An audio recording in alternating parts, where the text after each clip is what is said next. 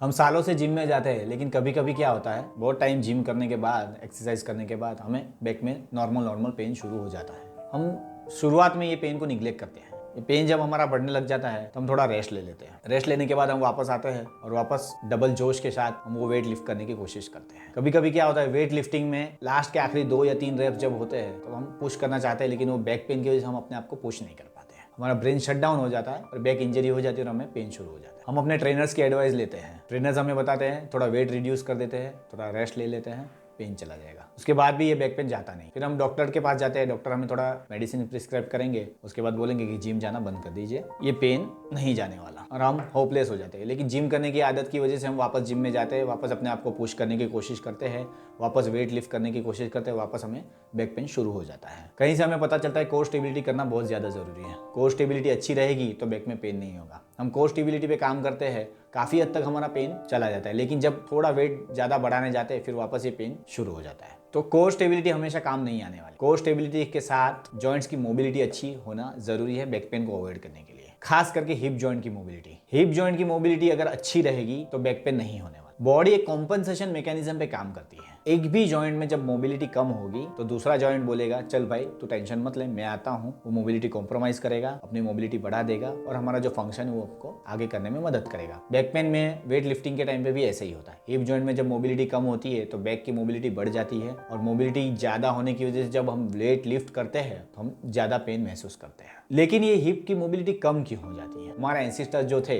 वो चड्डी बनियान पहन के या ऐसे ही नहीं ऐसे ही निकल पड़ते थे हंटिंग में। वो पूरे दिन मोबाइल रहते थे, पूरे दिन कार्डियक जोन में रहते थे, पूरे दिन मूवमेंट में रहते थे। उनकी जॉइंट्स की मोबिलिटी अच्छी रहती थी। लेकिन आजकल की हमारी लाइफस्टाइल कैसी है, हमारी जॉइंट्स की मोबिलिटी बहुत कॉम्प्रोमाइज हो जाती है। क्यों? हम लोग सुबह उठते हैं, ऑफिस जाते हैं, बैठते हैं, बाइक से जाते हैं, कार से जाते हैं, बैठते हैं, वापस घर आते हैं, वापस बैठते हैं। उसकी वजह से क्या होता है, हमारे हिप जॉइंट की मोबिलिटी कम हो जाती है। हमारे हिप जॉइंट के आसपास के जो मसल्स हैं और लिगामेंट हैं वो टाइट होने लग जाते हैं। मस्कुलर टाइटनेस की वजह से मस्कुलर इम्बैलेंस हो जाता है और हमें बैक पेन फील होना शुरू हो जाता है। उसके लिए हिप फ्लेक्सर्स जिम्मेदार माने जाते हैं। हिप फ्लेक्सर्स टाइट हो जाते हैं पूरे दिन बैठने की वजह से, इसके लिए आपको बैक पेन हो गया तो हिप फ्लेक्सर्स की स्ट्रेचिंग करें, बैक पेन चला जाएगा। लेकिन स्ट्रेचिंग से कोई फायदा नहीं होता है। कई लोग बोलते हैं कि सर मैं हैमस्ट्रिंग की स्ट्रेचिंग तो करता हूँ, बैक पेन के लिए हैमस्ट्रिंग जिम्मेदार है, और हैमस्ट्रिंग टाइट है, हैमस्ट्रिंग की स्ट्रेचिंग कर ली, पेन चला जाएगा। लेकिन स्ट्रेचिंग से पेन टेम्पररी रिलीफ हमको मिलता है पेन में, लेकिन वो परमानेंट रिलीफ नहीं मिल पाता। स्ट्रेचिंग से पहले हमेशा मोबिलिटी आती है। मोबिलिटी यानी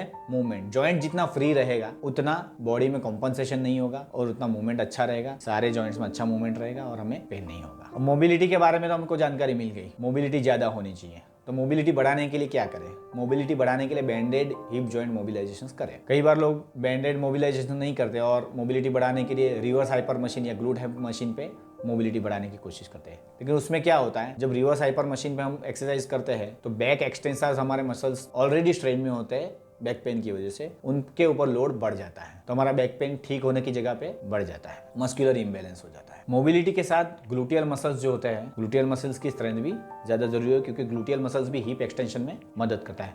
यानी हिप एक्सटेंशन का बहुत ज्यादा रोल है बैक पेन को अवॉइड करने में। ये ग्लूटियल मसल किस तरह से काम करते हैं और बैक पेन को अवॉइड करने में किस तरह से मदद करेंगे, हम फ्यूचर के वीडियोस में देखेंगे। तब तक के लिए thank you, see you in the next video.